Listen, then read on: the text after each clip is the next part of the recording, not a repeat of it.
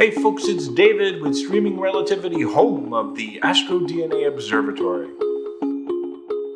So recently I purchased a C11XLT telescope from the Cloudy Nights Classified forum, and I'll tell you, I'm having a great time with this telescope, and I'm setting it up primarily for planetary, but I'm also using it for some DSOs, and it's really fascinating what you can do with this telescope. At any rate, I have a running playlist on the C11. I'll leave a link for that in the description below, but we're going to continue our discussion today specifically about collimation, because it's very important for SCT telescopes. Now, collimation is the alignment of the optical elements of your telescope so that you get light focusing properly on the center or in the eyepiece.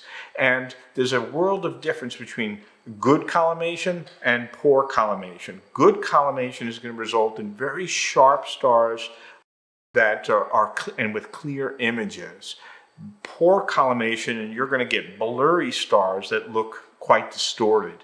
And so we're going to dive into the collimation for SCT type telescopes, and we're going to use this EasyCollimation Kit that I've created, and we're going to simplify this process quite a bit because it can be confusing and sometimes frustrating for people who are new to it. And this is not an optional task. If you own an SCT, you need to collimate with regularity. And that's why I created this kit. And I know this because I own multiple SCT telescopes. And when I image them, I want the sharpest images possible. That's what makes me happy. And if you want sharp images and you want to be happy with astronomy, then go ahead, subscribe to the channel. I publish astronomy related content several times a month, and I think we have a fantastic community that's developed on the channel. So go ahead, subscribe, and I think you really enjoy what we have to offer here. And with that, let's collimate. This is what poor collimation looks like through my Celestron C11 telescope. I had just installed Bob's knobs, so the collimation was deeply disturbed. And as we see in this full frame field of view, the stars appear completely blurred and misshaped, even at the center of the field of view. Now, when we defocus the star, the shadow of the secondary mirror is way off to one side. And the diffraction rings around that center shadow, well, they're asymmetric and oval rather than symmetric and concentric that we really want to have. Now, achieving crisp focus in this state is difficult. I would say it's impossible, so you can even forget about using your autofocus capability. This is an absolute mess, and the telescope is essentially unusable. Now, here's what good collimation looks like through the C11 after using my EasyCollimation Kit. The stars appear sharp and round, especially at the center of the field of view. Now, when we defocus, the secondary shadow is now centered, and we have symmetric concentric rings surrounding it. That's the telltale sign that you are in good collimation. Now, with this, we can achieve very good focus manually, and we can also do it consistently with our electronic autofocuser, and you can see that in this autofocus curve. With good collimation, you can get some very sharp and clear images. Take a look at this grab I did of M15. This was done at 2800 millimeters f10, so that's the native focal and prime focus of the C11. This is just 10 stacked, uncalibrated subs, and I did a stretch, and with globs, I kind of stretched carefully, and I ran noise reduction. I didn't even use deconvolution or any kind of blur exterminator. And I have to say, these are pretty nice stars, and this is a well-resolved core. Now, if you want super fine collimation for, say, planetary work, which is something that's important to me, you can use software like MetaGuide. And this MetaGuide accurately monitors the star centroid, during your fine adjustments. And with a few tips from Frank, who goes by Freestar8N, he's the author of MetaGuide. This guy's got a PhD in optical sciences. He knows what he's talking about.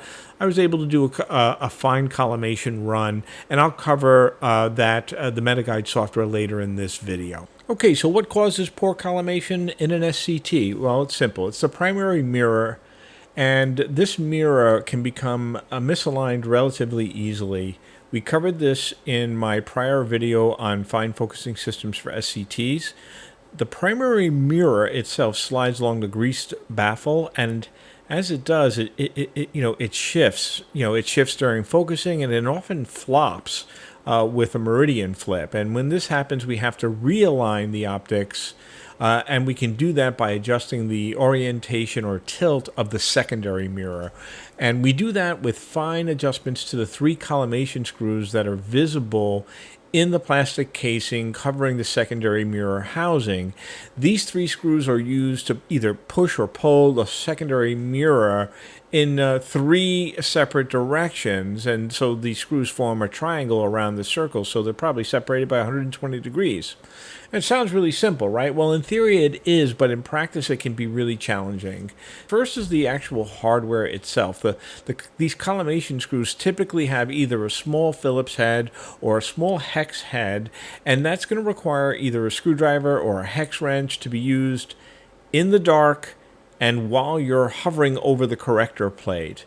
And this can be pretty difficult and risky, especially if you're trying to look at a monitor or a screen that is positioned awkwardly relative to your telescope.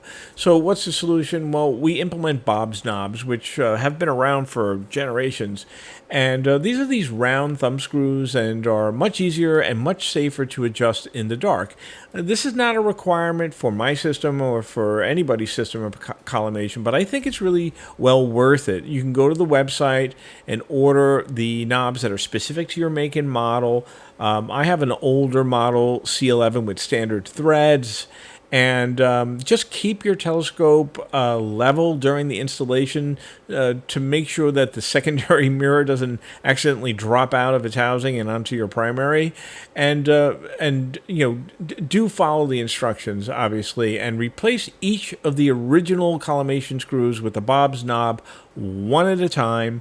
Each screw should be kind of finger tight, just enough to hold, obviously enough to hold the secondary mirror in position, but not so tight that there's no more room for adjustment. You're really just aiming for moderate tension across all screws. And then finally, I use some stickers that I provide in my EasyCollimation Kit, red, green, and blue stickers to identify each of these screws during the process.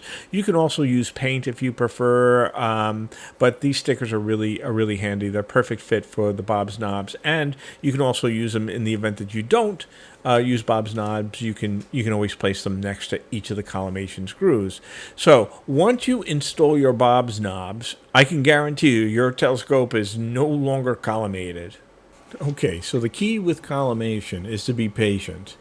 The first thing you need to do is slew to a fairly bright star overhead. Bright because you want to easily see it in the field of view, and above because you want to minimize any atmospheric turbulence that could affect your ability to judge collimation. I often choose Vega because where I'm located in New York, but really any star around the zenith in the 0 to 2 magnitude range should be fine. Now it's time to make the donuts. Once you've got your star centered, defocus the star, and you'll see that there's this shadow in the center of the donut, which is really the shadow of the secondary mirror. How centered is that shadow? How distorted are the diffraction rings around it? This is what you need to assess in order to determine what collimation adjustments you're going to need to make. Clearly, this donut is the hole is skewed all the way to the bottom right, and this is very much out of collimation. Now, the traditional method is that we would walk over to the telescope, reach over the opening, and our hand would cast a shadow somewhere in that donut. and you have to kind of look back at your computer monitor or kind of reach over from the eyepiece and move your hand around to try and locate the most distorted side of that donut. Then you're going to have to do the mental gymnastics to kind of resolve which screws are you going to turn based on that shape of the donut and the location of your hand. And that's where things can get a little bit confusing and complicated. Fact of the matter is, the shadow of a hand is not exactly a precise pointing instrument, and sometimes the shadow doesn't really conveniently line up with a particular screw, and so we wind up having to experiment with a little bit of trial and error, alternating between the scope and the computer and the different screws, and we start to make adjustments and we try to assess the impact of those adjustments. This is where it becomes very frustrating if you don't have a system to identify the screws, or you don't know where you were last pointing, and all of this suddenly leads to you forgetting exactly which screw you adjusted and which direction you went in, and so you don't really know which way to turn. I solved this problem. I created this very simple collimation aid, and it replaces my very clumsy hand. It's a laser cut. It's made from durable materials. It's eco-friendly. It's multiple layers of corrugated cardboard with a basswood mask glued to it, and you can accurately and safely place this over the front of your telescope and systematically work through the collimation process. This mask allows you to calmly devise an adjustment strategy by rotating the mask around to each of the screws and assessing what adjustments you might need to do to those screws from the leisure of your computer chair. It totally eliminates the need to mentally track which screws you're adjusting, and it makes the workflow far less frustrating.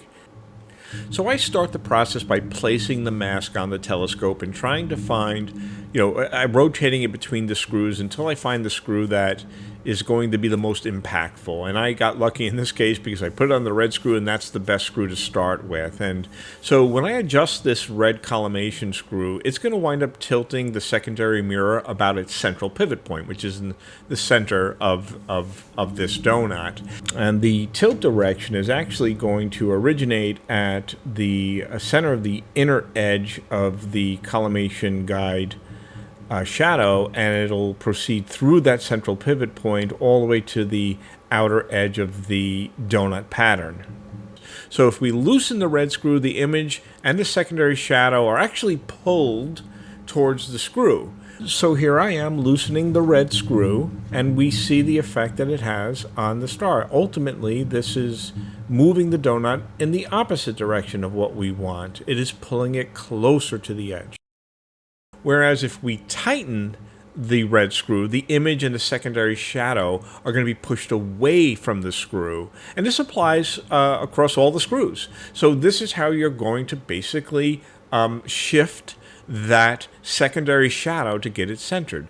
Now you may have to chase the star a bit in your field of view, and but if it starts to really drift, you may want to just focus on the star and then re-slew and center.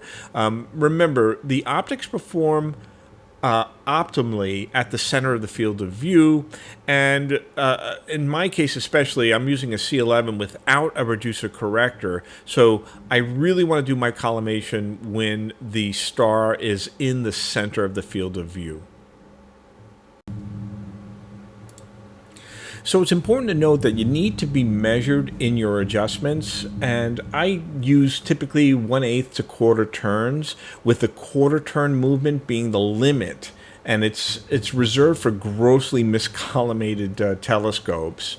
And for every time I turned a collimation screw, I make a counter turn on the two opposing screws. So as I loosened red by a quarter of a turn, I went and tightened green and blue by a very small amount. Call it 1/16 to 1/8 of a turn. And this is important because you always want to maintain a bit of tension on that secondary mirror housing so it does not slip out of place. Now, once I was satisfied with all the adjustments on the red screw, I just said, let's take a look at the other screws, and I did some fine tuning by rotating my EasyCollimation mask to point to each of the remaining screws, and then I made my adjustments finer and finer as I went through this. And wow, was this easy. In just a few minutes, I reached what I consider to be a good collimation. Now, I left it just short of what I would like it to be because I wanted to do some testing with MetaGuide, which is an optional step here. You can dial in very, very good collimation through the process I just outlined, but if you want to do planetary work, or you're in a scenario where ultra-fine collimation is a requirement, you could try MetaGuide. It's a really interesting product, and I'll show you what I did with it.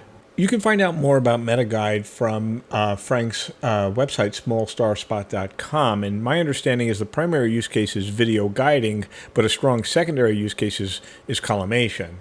And so simply go to the links on the bottom of the page, and you can download a fresh install. The latest version is 6.1.7, and there's also ample documentation available, and it's been revised with this release. You can get it in standalone or in HTML format. Okay, after installing MetaGuide, there will be an icon on your taskbar which you can click to launch. The first thing you'll do is you'll choose which camera you want to use with MetaGuide. In this case, for demonstrations, I'm going to use the 2400 MC Pro camera, which is currently connected in the observatory. And so the screen will pop up, and the first thing you're going to want to do is hop into the Setup button. Now, in Setup, you're going to provide information like your username. You're going to describe this rig. I choose to name the telescope, which is my C11 XLT, along with the camera that I'm using, ASI 2400 MC. Now, you don't have to do that, but I like to do the entire rig. And then for location, I'm just putting in Warwick, New York. What does matter is that you put in the appropriate aperture of your telescope.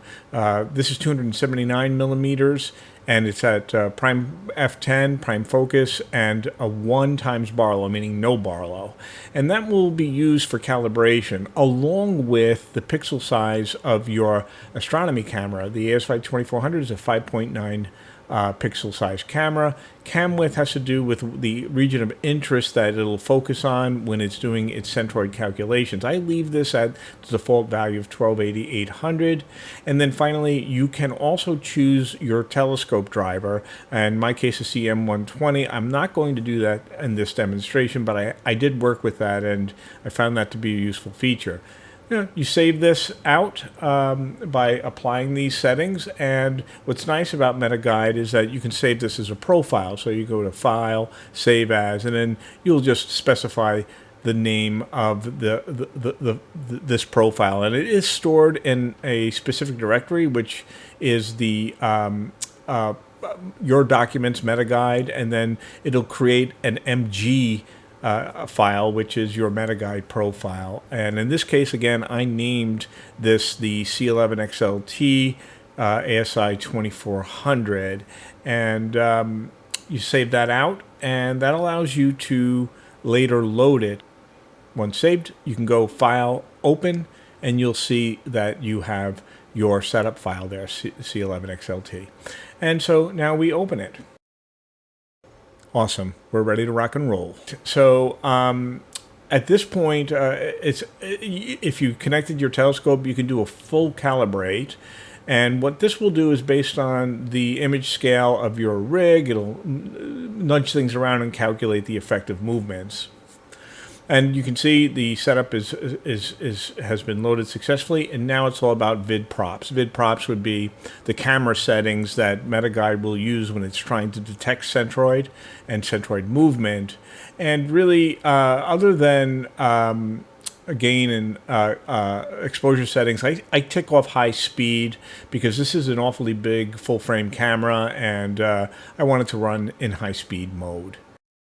Okay, let's rewind to the evening that I performed the fine collimation.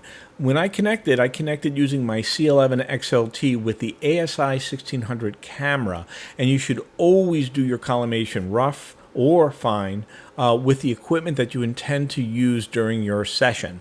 And as per Frank's recommendation, I first installed a red filter in my image train, which narrows the wavelength reaching the sensor and makes it a bit easier for MetaGuide to work its magic. Now, in advance, I had centered my telescope on Deneb, which is a 1.25 magnitude star, and we launch a MetaGuide. The camera is automatically chosen, and video begins playing right away. Now, the first thing I would do is make sure that you go to Settings and set Star Stacking to Peak. You do that when you're collimating, and then you can focus on the rest of the UI. There are two regions on the screen that you'll mostly be focused on, and one is on the lower left. There's an intensity plot, which you will use in combination with the vid props menu, where you set your gamma, your gain, and your exposure. And you're going to want to tune that plot so that the peak is somewhere between, let's say, halfway and 3/4 of the way up the y-axis. And the next thing you'll do with that set is you'll notice that to the lower right there's a box with the zoomed in star, and there's a red dot.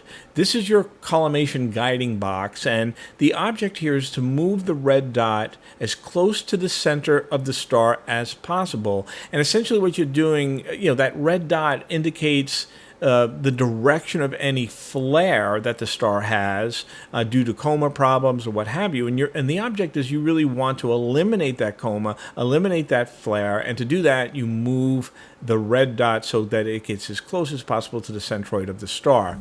And listen, if you're already in rough or good collimation, which you should be after using EasyCollimation Kit, this is a very sensitive tool, and even the slightest pressure on the collimation screws can cause that red dot to really bounce around. So you might have to adjust your stacking time to higher values than the default, and that will calm that dot down a bit for you and allow you to concentrate on your movements. Keep in mind that you need to give a little more time for MetaGuide to to calculate centroid because of the slower stacking pace. Well, with patience, you'll eventually get that red dot as close to the center as possible, and you may not get it perfectly centered, and that's okay, but the closer you get it, in theory, the finer the collimation will be. And, there's a lot more to this software, and I found Frank to be very responsive and supportive to my novice questions, but there is a support forum that you can go to, and that should be your first line of inquiry. And there's a lot of people that have been using MetaGuide for guiding for a long time and collimation, so you can probably get a lot of your questions answered there. I know I'll spend some time on the forum over the coming months, especially when it comes time to collimate for Jupiter imaging.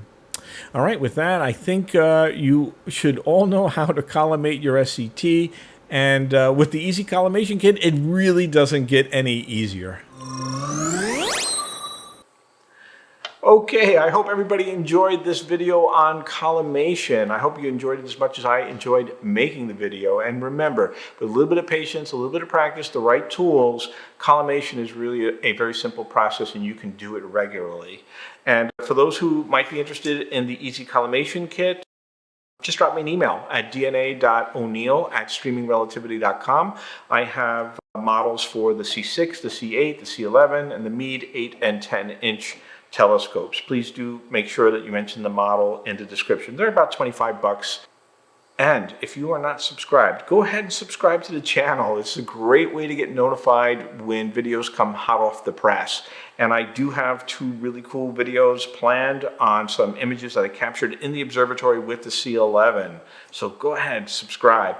And with that, I'm going to see everybody on the next video.